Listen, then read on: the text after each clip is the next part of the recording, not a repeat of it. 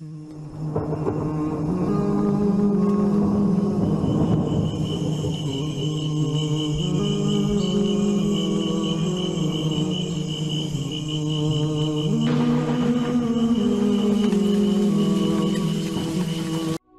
many sinners are in our towns? How many of our Muslims don't pray? How many of our sisters are still unscarved? How many of our elders still cannot read Fatiha properly? Ya Musa, from amongst your people is one sinner, and because of him and him alone, I have deprived the rain from falling.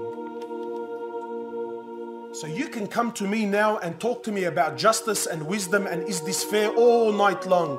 Doesn't change the fact that Allah deprived rain upon a prophet, upon people, upon innocent women and children and animals and crops because of the actions of one man. One man! So Musa turns to his people. He says, "Oh my people, amongst you is a sinner. Come out and make yourself known."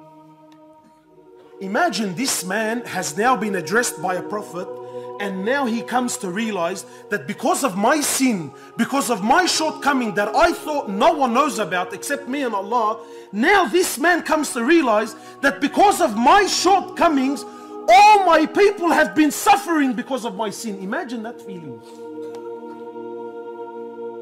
So Musa says, "Make yourself known, come forward."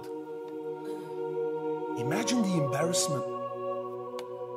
So this man now realizes, so the man repents, he makes tawbah to Allah, but doesn't make himself known to Musa alayhi salatu. So Musa waits for the man to come forward, no one comes forward. Musa goes back, asks Allah, and to his amazement the rain comes and starts falling down. So yes, of course Musa is happy the rain is there, but now he's baffled. Now listen to what Allah subhanahu wa ta'ala says to him. He says, "Ya Musa, I deprived the rain from coming because of him and him alone. But that person, he turned back to me and he asked for my forgiveness. I accepted his tawbah, and now because of him and him alone, I've allowed the rain to fall down."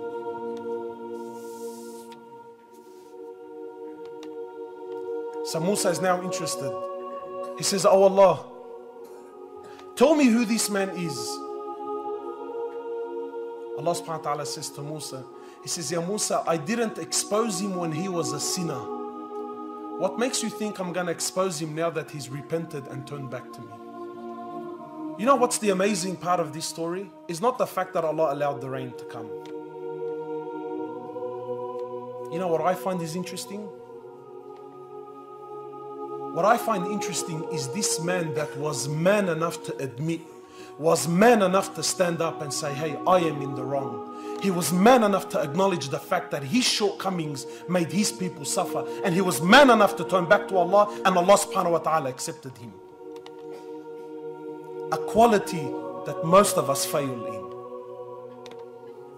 Where are those that are prepared to stand up and say, "Hey, you know what's happening around the world? It's because of people like me. It's because of my shortcomings. It's because of my lack of deen. It's because of my sins at night. It's because of my eyes that I can't keep down. It's because of my actions." No. We point the finger at anyone and everyone except myself. Allah says He will not change the condition of a people until they change the condition of themselves. My brother and sister, what you do in your life has a direct effect not only on the Muslims but upon yourself. What you do, whatever it is, your sins, whatever it is that you have in your life that is wrong and haram, it has an effect on your children. It has an effect on your mother and your father. It has an effect on the whole ummah. And the opposite is true, wallahi. When any one of you does a good action, know that not only do you benefit, but the rest of us also benefit from your good actions.